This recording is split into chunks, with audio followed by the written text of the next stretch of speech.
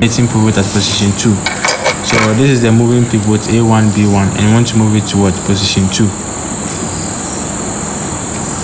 So we are using the triangulation method. So A1, C1, then A2,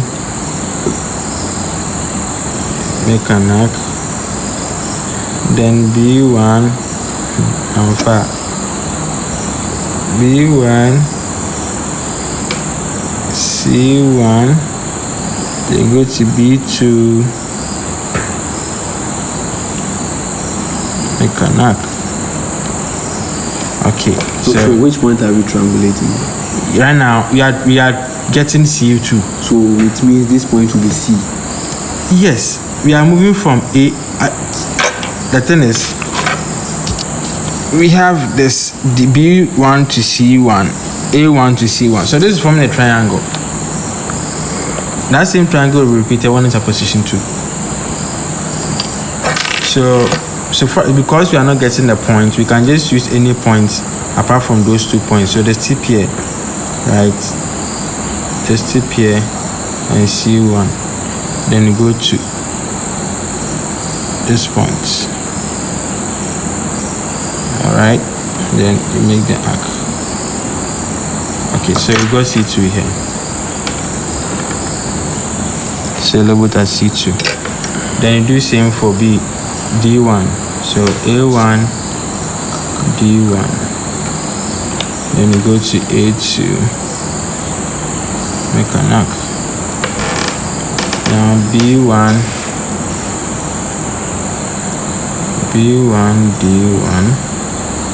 You go to B2, make an arc. So where this one also meets, label it as what? D2. Then you join them. So this is position 2, position 1. D2, C2, D1, C1. The next is to design they say we should design a mechanism with rocker output to move the waste bin from position 1 to position 2. Right, so this is just rocker design. What you do is to just connect D1 to D2 with short dashes, C1 to C2 also with short dashes. Then we bisect C1, C2, D1, D2. Now let's get with it. So D1 more than half, make an arc, D2. Alright, so D2, make an arc. Then we join them.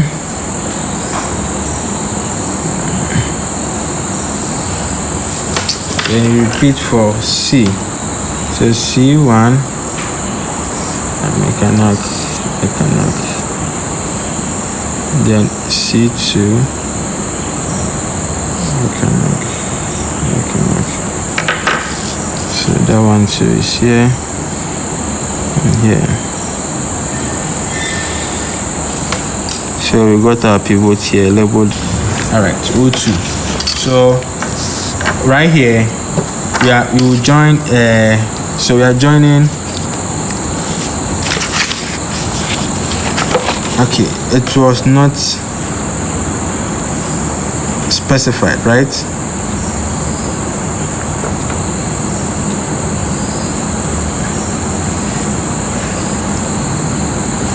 It was not specified, so we will choose any of them. So let's connect the rocker to C1. So yeah, either C1 or D1. I think D1 will be more appropriate. So let's choose D. So I join from D1 to this point, D2 to this point. Right, now the constraint is that the linkage should not block the driver's doorway. So you can see that D1 O2 blocks the driver's doorway. There's the door.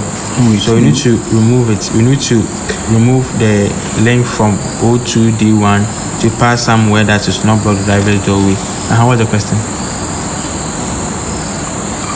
This is D1 to O2. The question said we should join. The question didn't say, so we just choose anyone. So why are you choosing this? Because if I put it here, this one will be hanging. If I put the rocker here, this one is not doing any work. I'm getting it. This point here will be stressed. It's connected to this and it's connected to the link here. Alright. So what do I do? So I'll let it pass here by your choice, anyhow you want it to be. Pass here and then it will pass here and then it will come here. Right, so I have to transfer this to position 2. So this point is rotating about O2. This point is also rotating about O2. So you stand at O2 with this as a diameter radius. Make an arc. I'm getting it. Okay, now we want to locate this point at position 2. So you just stand at D to the this radius, then go to D2, then you make an arc. So that will be from here to here. So D to this point. Then you do for this point, make an arc. Then you check D1 to that same point. Then go to D2, make an arc. So you join this to this and this to that. So now our link is moved from here to here. Right. So in this case, this beam can rotate from here to here, and then the links are here, and it's not going to affect the other way. Now I see this. I made them deep. I mean, assuming that was what we were supposed to use earlier, that's what we'll be using. But that wouldn't be it, so I have to use the alternative positions.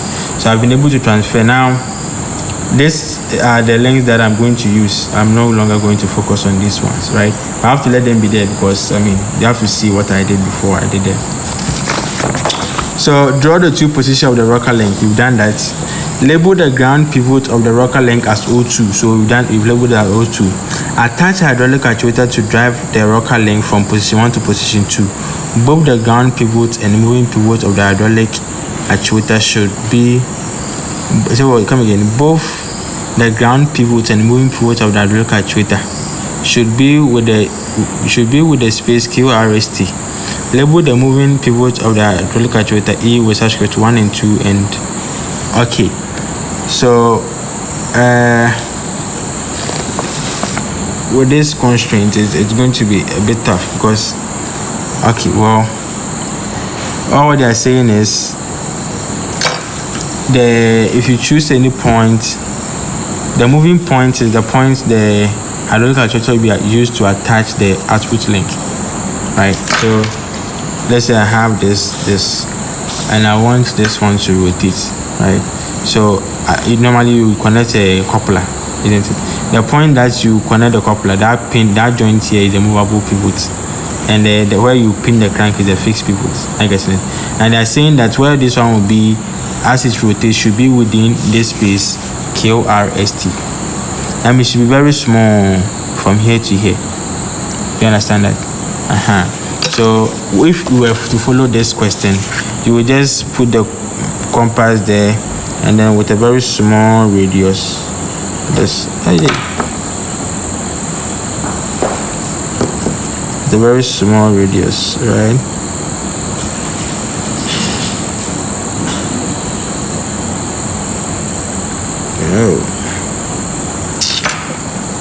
I mean, very small radius, so yeah.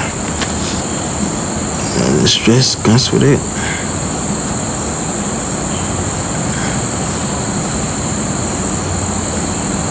Sorry, this pencil is stubborn. So yeah, we make the radius. Right, so this is E1.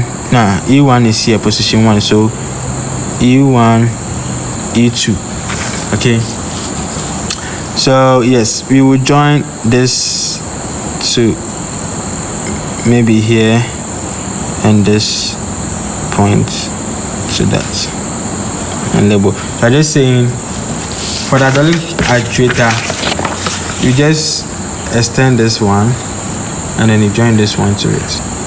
Okay. Now this one is some way, right? Now the other question you were, let me clean this one. Get him the sheet that I wrote on.